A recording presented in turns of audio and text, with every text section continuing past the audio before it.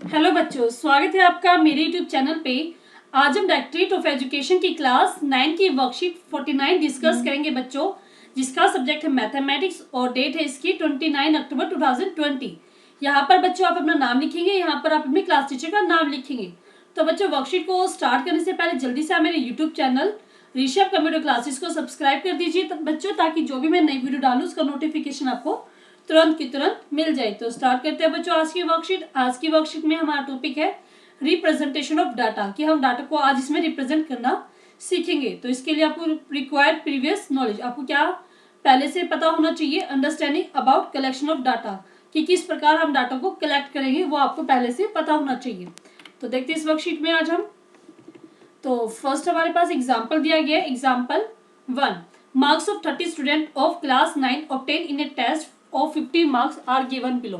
तो यहाँ पे आपको 30 स्टूडेंट्स हैं, उनके मार्क्स दिए गए हैं, जिसके मार्क्स हैं वो 50 में से आपको मार्क्स दिए गए बच्चों के। तो यहाँ पे आपको अलग अलग मार्क्स दिए गए, सब आपको दिखा दे रहे हैं। ये सभी बच्चे 30 बच्चों के मार्क्स दिए गए हैं। तो देखते हैं इसमें आगे, childrens you may face some difficulty in drawing some conclusion. तो आपको इसमें कुछ भी कंक्लूजन निकालने में बड़ी ही दिक्कत होगी। जैसे कि अगर आपको निकालना है कि आपको हाईएस्ट मार्क्स निकालने और लोएस्ट मार्क्स, तो इसको देखने से एकदम आपको क्लियरिफाई नहीं हो रहा है। By looking at the data above, therefore only by collection of data its purposeful utilisation is not confirm. तो इसमें क्या कि हमने डाटा को कलेक्ट तो कर लिया, लेकिन इसका पर्पसफुल यूटिलाइज मतलब इसको एक मीनिंगफुल वे में हमने इसको इस्तेमाल नहीं कर पा रहे हैं। The above representation of data is called रा डाटा। तो इसको हम क्या कहते हैं, रा डाटा, जिसमें कोई भी अरेंजमेंट नहीं किया गया डाटा का, सिर्फ इसको लेकर इकट्ठा करके रख दिया गया है।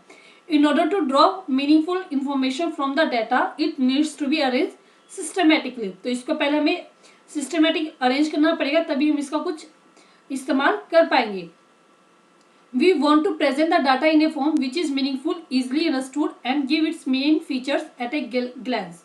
तो हमें इसमें डाटा को अरेंज करना है जिससे कि जो डाटा है वो हमें एक अर्थपूर्ण दिखाई दे और अच्छे से समझ में आ जाए, और इसकी जो है कोई भी जो इसका मेन फीचर है जो ये हमें बताना चाहता है वो हमें एक ही बार में देखने से पता चल जाए। Let us understand different way of presenting the data. तो इस वर्कशीट में आज हम इसी को प्रेजेंट करना, डाटा को रिप्रेजेंट करना सीखेंगे बच्चों। तो देखते हैं इसमें आगे हम। तो it becomes easy to draw some meaningful information from the data given above marks of class 9 student if we arrange it either in ascending order और इन डिसेंडिंग ऑर्डर। तो इसका जो हमें ऊपर डाटा दिया गया था उसको अगर हमें मीनिंगफुल में वे में चेंज करना है तो इसको हम क्या करेंगे, या तो हम इसको असेंडिंग ऑर्डर में अरेंज करेंगे या फिर हम इसको डिसेंडिंग ऑर्डर में अरेंज करेंगे। In ascending order it can be written as. तो असेंडिंग ऑर्डर में हम कैसे लिखते हैं, सबसे पहले क्या लिखेंगे, सबसे छोटी संख्या। तो क्या किया, जैसे 2 लिखा, फिर 2 जितनी बार भी 2 है उसको पहले 2 लिखा, फिर 5 लिखा, फिर 12 लिखा, फिर 17 लिखा। मतलब क्या इसने असेंडिंग ऑर्डर में अरेंज कर दिया। इससे हमें क्या पता चल जाता है, देखो एक बार देखते ही पता चल जाता है कि सबसे छोटी वैल्यू क्या है और सबसे ज्यादा मार्क्स कितने, 41 है।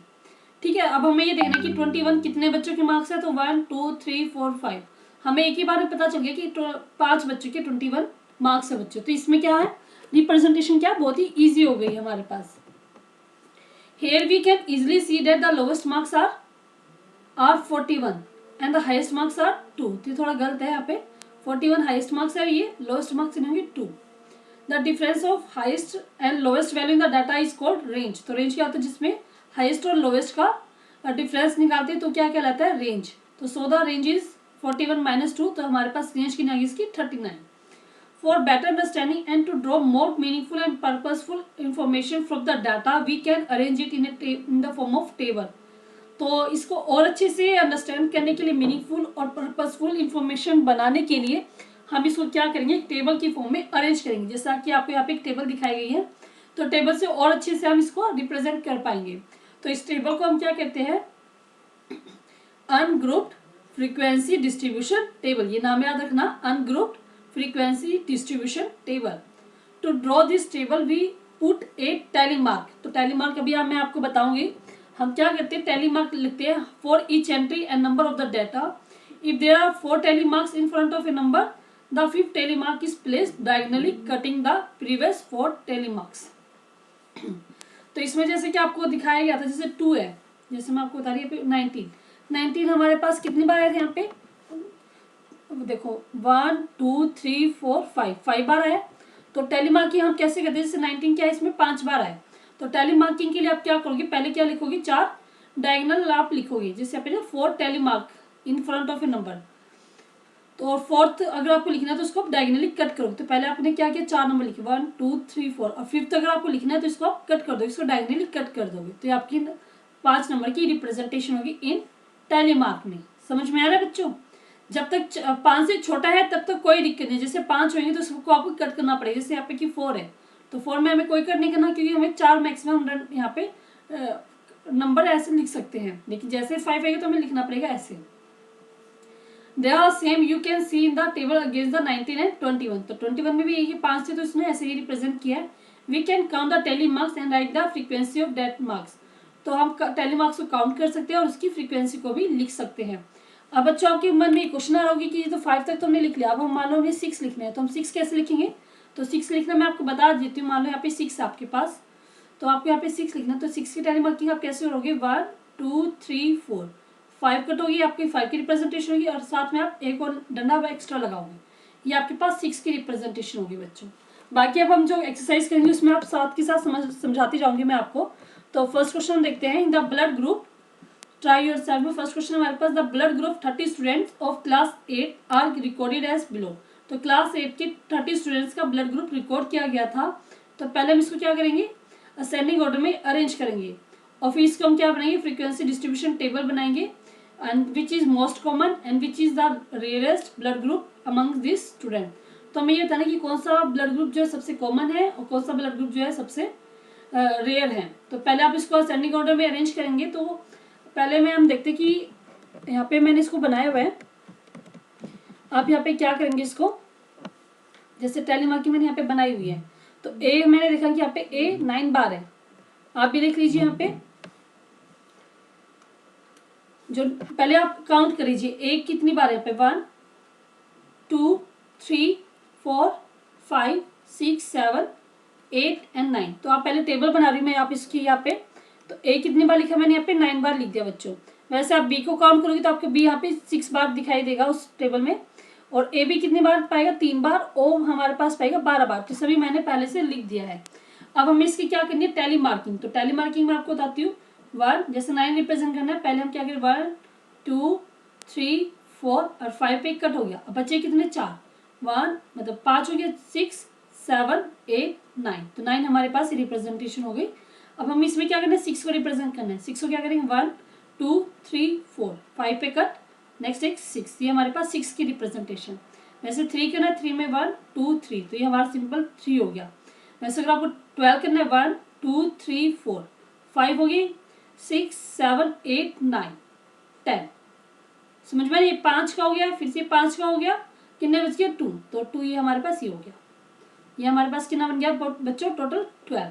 आप सिंपल ये भी कर सकते हो, पहले 5 की बनाई फिर 5 की बनाओ, फिर आपको समझ में आएगा 2 की रहेगी तो 2 की आपको एक्स्ट्रा बनानी है, तो आपकी टैली मार्किंग हो गई।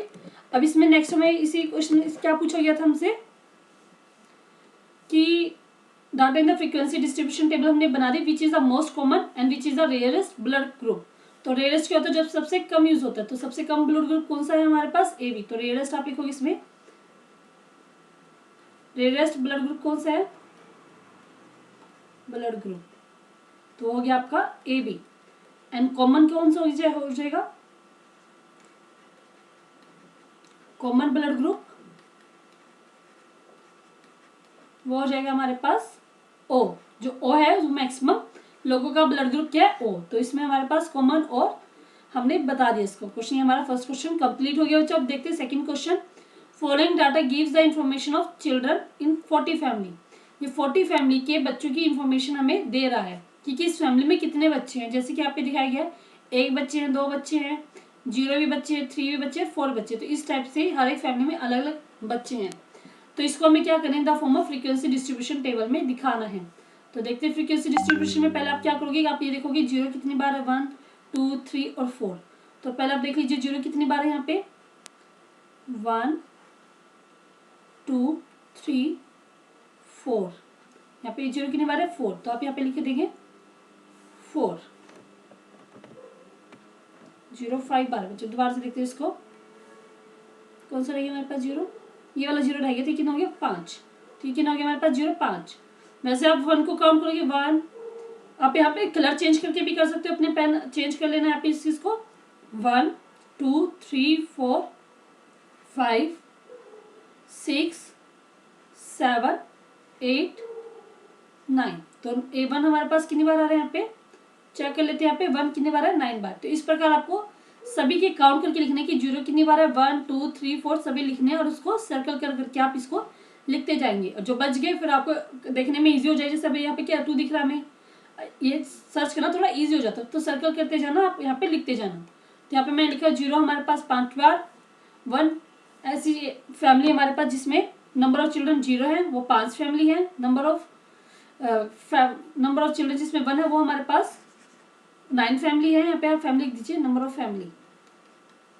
तो नंबर ऑफ चिल्ड्रन जिसमें 2 है वहाँ पे 15 फैमिली ऐसी है जिसमें 3 बच्चे हैं वो 6 फैमिली है, 5 फैमिली है। और जिसमें 4 बच्चे हैं वो 6 फैमिली है। तो बस को आपको टैली मार्किंग करनी है। तो 5 के लिए आपके 1 2 3 4 5 पे आप क्रॉस कर दोगे इनको। वैसे आपको यहाँ पे क्या रहेगा 9 के लिए पहले आपके 5 दिखाओगे, फिर बचा हुआ 4 दिखाओगे। तो 1 2 3 4 5 हो गया, बच गया कितने 4 1 2 3 4। अब ऐसे इसको 50 को कैसे दिया 5 5 और 5, ठीक है बच्चों। तो थोड़ा इजी हो जाएगा ऐसे करना 1 2 3 4 5 1 2 3 4 5 1 2 3 4 5। ये आपका क्या हो गया 15 की रिप्रेजेंटेशन होगी। 5 के लिए आप सिंपल 5 दिखाओगे और 6 के लिए 5 प्लस 1 दिखाओगे। तो 5 आप दिखाओ 1 2 3 4 5। अब वैसे इसमें पहले 5 दिखाओ फिर आप 1 दिखाओगे 1 2 3 4 5। 5 पे आते हैं आप क्या कर दोगे कट, और 1 आपका रिमेनिंग जो आपका बच गया 1।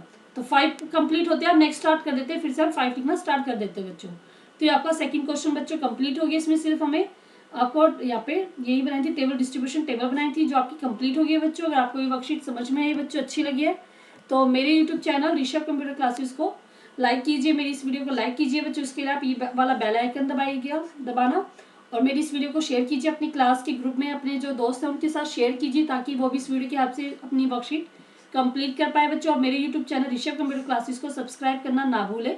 उसके लिए आप ये वाला बेल आइकन दबाएंगे तभी आप सब्सक्राइब कर पाएंगे, तभी आपको जो मैं नई वीडियो डालूंगी उसका नोटिफिकेशन आपको मिल पाएगा बच्चों। तो आप सब्सक्राइब करना ना भूलें बच्चों। थैंक यू बच्चों, थैंक यू वेरी मच।